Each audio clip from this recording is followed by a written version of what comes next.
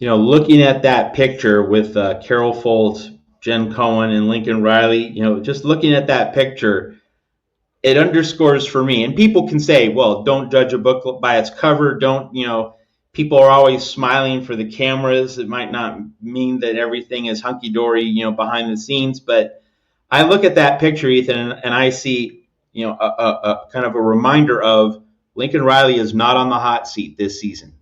Like that, they're all standing in front of the football facility under construction. That tells me like we were behind, now we're playing catch up.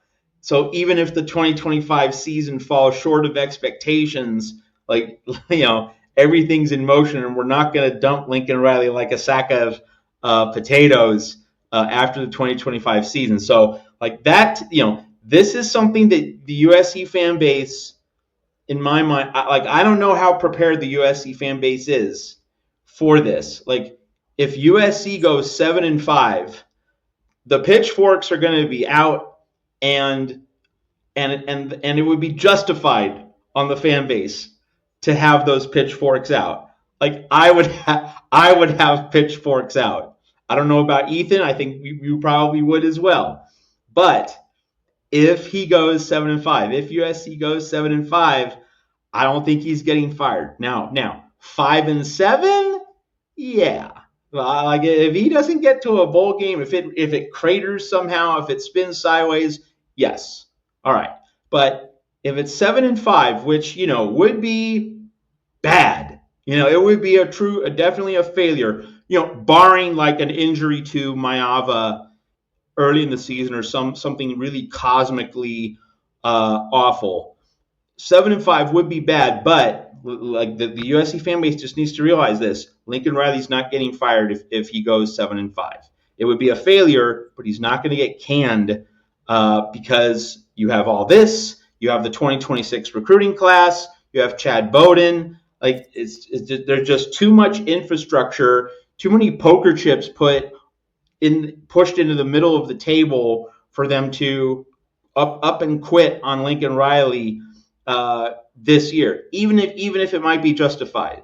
So Ethan, like that I don't think this team is going 7-5. I think the schedule is favorable enough that we won't have to worry about it. But Ethan, if that happens, and I'm not predicting it, I don't think it will happen. But if it does happen, man, it's gonna be really hot in Los Angeles in December.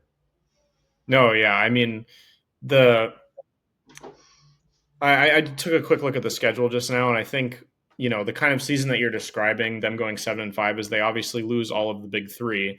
They lose to Oregon, they lose to Notre Dame, and they lose to Michigan, and then they probably lose to a couple of middling but somewhat dangerous Big Ten teams there as well. My guesses would be Illinois and Nebraska, but I'm not entirely sure. But maybe Iowa, you could trade out for one of those two based on how their season goes. But yeah, I mean, it would certainly be more disappointing than last year. Last year was a year where 7-6, around the same record. It would be either 8-5 or 7-6 again, depending on who they got matched up with and how they did in the bowl game. But it would certainly be more disappointing just because the schedule is so much easier and what to expect so much more from these Big Ten environments and playing these away games, and how to deal with the travel schedule, and how to deal with the programs that travel well and bring a lot of their fans along with them, and all of that stuff. So it would certainly be more disappointing. But yeah, I think you're right. I think as long as USC has a winning season, there's really no doubt in my mind that they keep him for 2026. Yeah, it's kind of like Josier said there. The 2026 class is too important. And, regardless of who you think played the biggest role in recruiting them, whether that was Chad Bowden, whether that was Lincoln Riley, some coaching uncertainty is certainly going to drive a lot of them away, and a lot of them, it's not like Lincoln Riley wasn't involved. He was obviously involved in some of those meetings and whatever. I think the only reason that if I'm Lincoln Riley, I have any worries about my job before the 2026 season is over is just that USC has such a good internal candidate to replace him. Because I think the only like it only makes perfect sense if it really is a disaster season, like you said, 5-7, to fire Lincoln Riley and replace him with D'Anton Lynn, because then Yep. You can hand you him have the keys and you get continuity. Yep, absolutely. you have the continuity. Yep. You have a lot of those recruits on the defensive side of the ball are less driven away because they're still committing to a coach that they know. He's now the head coach, not the defensive coordinator, but it's the continuity there. I think he really turned the defense around last year. And I think as long as they're even slightly better this year, the confidence in him is still going to be very high. I think the confidence in him is higher probably for most people than the confidence in Lincoln Riley right now. So I just think that is the only reason to be afraid. And that should keep Lincoln Riley at least a little bit accountable to not, kind of phone it in if USC loses a couple of games, and to try to win as many games as he can, regardless of where USC stands in the playoff race, if they lose some early season games, whatever.